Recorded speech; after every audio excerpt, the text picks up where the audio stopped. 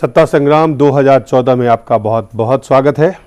और आज जिस पे हम चर्चा करेंगे वो एक ऐसा विषय है जिस पे तमाम देश के लोग जानना चाहते हैं कि आखिर तस्वीर देश की 2014 के लोकसभा चुनाव में किस तरह बनती हुई, किस तरह की तस्वीर उभरते हुए उनको जो देखना चाहते हैं। कई लोग उस पर सवाल उठा रहे हैं, कई लोग उस पर सोच रहे हैं, कई लोग पूछ रहे हैं और जिसे कहते हैं जिज्ञासा वो दिन ब दिन लगातार जैसे जैसे समय 16 तारीख नज़दीक आ रहा है, 12 तारीख का आखिरी चरण के मतदान होने हैं।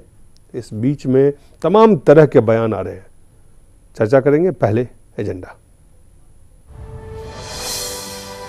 सियासी जोड़तोड़, गठजोड़ और गुड़ा भाग के बीच शेयर बाजार में भारी उछाल। कथित एग्जिट पोल लीक और नेताओं के रणनीतिक बयान से क्या वाकई बदलेगा आंकड़ों का अनुमान?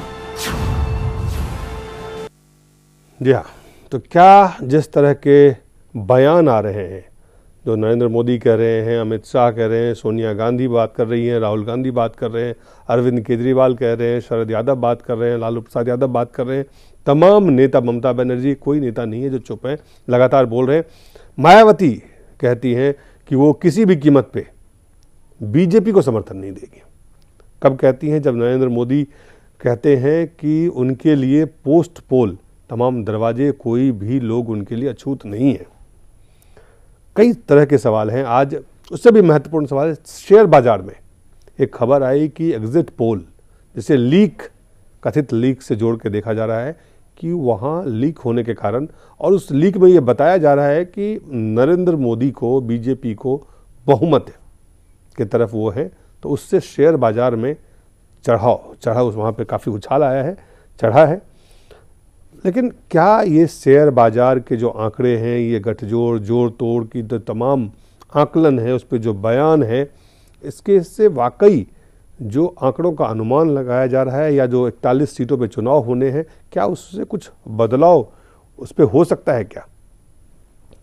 उपेंद्र जी हमारे साथ हैं, वरिष्ठ पत्रकार हैं। हमारे साथ अजीत मंडला साहब हैं, वरिष्ठ पत्रकार हैं, और जगदीश नेहरा साहब हैं, वरिष्ठ नेता हैं कांग्रेस पार्टी के। सबसे पहले उपेंद्र जी आपसे शुरुआत करते हैं।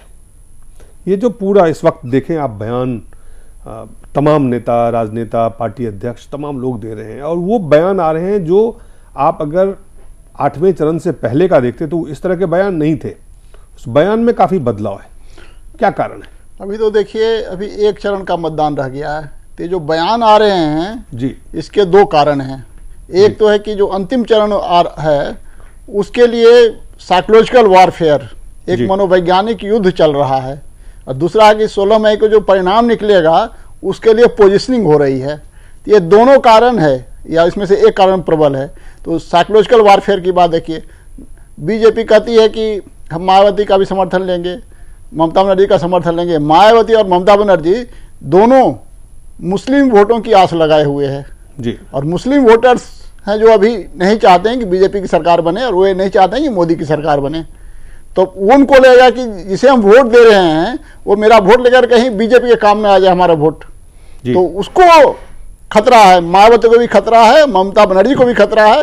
ममता बनर्जी को खतरा है कि वहाँ कहीं मुस्लिम वोट लेफ्ट की तरफ शिफ्ट ना हो जाए। यहाँ खतरा है कि मुस्लिम वोट कहीं पूरी की पूरी तरह से मुलायम सिंह यादव की ओर न शिफ्ट हो जाए। तो दोनों है जो अपनी मुस्लिम वोट को बचाने के लिए इस तरह का उनको बयान देना पड़ रहा है, ताकि जो मनोवैज्ञानिक युद्ध में बीजेपी का जो बयान है कि तमाम तरह के हमारे पास विकल्प खुले हुए हैं, वो कमाल, वो एक अलग जो अजीत साहब आप कैसे देखते हो?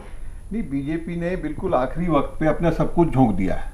बीजेपी किसी भी प्रकार के कोई चूक नहीं करना चाहती, लेकिन इसके पीछे दो वजह मेरे को दिखती हैं। एक, अगर देखा जाए जो बीजेपी ने जिस तरह से कहा कि हम सभी से सपोर्ट ले सकते हैं चुनाव बाद, उसमें कहीं कोई वो नहीं है।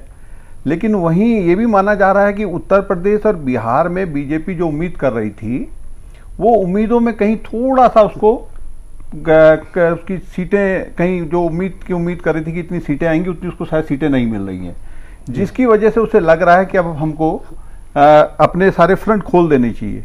अब वरना ऐसी कोई बात ही नहीं थी कि अब 16 तारीख को चुनाव परिणाम आने हैं, 12 तारीख को लास्ट क्या कहते हैं मतदान होना है, और उससे पहले बीजेपी ने ये सब बातें कही हैं। तो कहीं ना कहीं बीजेपी के मन में थोड़ा सा ये लग रहा है कि कहीं अगर सीटें कम होती हैं तो उसके लिए हमें क्या आगे के लिए रणनीति बनानी चाहिए। और ममता, जयललिता और मायावती, ये तीनों ऐसी नेत्री हैं जिनके साथ गठबंधन कर सरकार चलाना बहुत आसान बात नहीं है। पुराने अनुभव सभी पार्टियों के जो भी रहे हैं, वो तो देखिए चॉइस तो है नहीं। हाँ, ये मायावती या गठबंधन किसी भी पार्टी लेकिन का, ये सब उनको, लेकिन जो स्थिति अब आंकड़े जो जिस तरह के बयान आ रहे हैं उससे आप आंकड़ों का भी अनुमान लगा सकते हैं कि किस तरह के आंकड़े निकल के आने वाले हैं। बिल्कुल बिल्कुल, यही मैं कह रहा हूं कि वो इस तरह से एक भ्रम की स्थिति पैदा करना चाहते हैं वोटरों के बीच में कि सब लोग भ्रम की स्थिति। अब मतलब बीजेपी ने जो कुछ कहा है उत्तर प्रदेश में, मायावती को भी लग रहा है कि अगर अब जो है बीजेपी ही जो है उसको नुकसान पहुंचा रही है। बीजेपी का जो कॉन्फिडेंस था वो उसको आप लूज करते हुए इसको मानते हैं या फिर इसको सियासी रणनीति का हिस्सा मानते हैं? मैं इसको थोड़ा सा, मेरा ये मानना है कि सियासी रणनीति भी हो सकती है, लेकिन मैसेज इससे जा रहा है कि कहीं बीजेपी, थोड़ा सा बीजेपी को लग रहा है कि उसकी जो है, लेकिन जो शेयर बाजार में उछाल आया है, नहीं शेयर बाजार में तो लगातार अगर आप देखें कुछ दिन से शेयर बाजार में कहीं नीचे नहीं आ रहा है। जब से अगर आप देखें, नहीं बीच में नीचे आया था, लेकिन आप देखें अगर आप सट्टा बाजार के बारे में भी जो रिपोर्ट आ रही है उसमें मोदी इस वक्त नंबर 1 पे है। नहीं, नंबर 1 पे होना और बहुमत मतलब दो अलग अलग चीजें हैं। बहुमत मतलब उनका ये मानना है सट्टा बाजार का भी कि मतलब आराम से संख्या गणित जुटा लेंगे लास्ट। चलिए संख्या गणित, और ये जो गणित है, ये गणित के पीछे बहुत सारे गणित के कारण से बयान आ रहे हैं। आप इन तमाम बयान को जगदीश जी कैसे देखते हैं? देखो जी, जो आज आपने एजेंडा बताया जी कि शेयर बाजार इसलिए उछल रहा है कि मोदी को ज्यादा सीट आ रही है, जो आज का एजेंडा है जी, और उसमें लीक हुई है असेसमेंट जो की है, लेकिन ये बात नहीं है। ये तो एक बीजेपी का प्रचार है। और जो जैसे भाई साहब ने इन्होंने कहा, अजीत जी ने, कि ये बीजेपी प्रचार कर रही है पांचवें चरण, आखिरी चरण के मत, आपको ये लग रहा है? बिल्कुल बिल्कुल कमजोर, बीजेपी कमजोर नहीं है, कमजोर है तभी तो इस तरह के हथकंडे इस्तेमाल कर रहे हैं। हम मायावती का, ममता का, सबका साथ ले लेंगे। चलिए और ये लीक हो गया कि इनको पूरी सीटें आ रही हैं, इसलिए शेयर बाजार, ये क्या किस तरह के हथकंडे? ये पॉलिटिकल हथकंडे हैं। ये पॉलिटिकल हथकंडे नहीं है। चलिए, पॉलिटिकल हथकंडे हैं और बीजेपी की कमजोरी नजर आती है ये पूरी तरह से। चलिए एक छोटा सा कमर्शियल ब्रेक लेते हैं और तुरंत वापस लौटते हैं।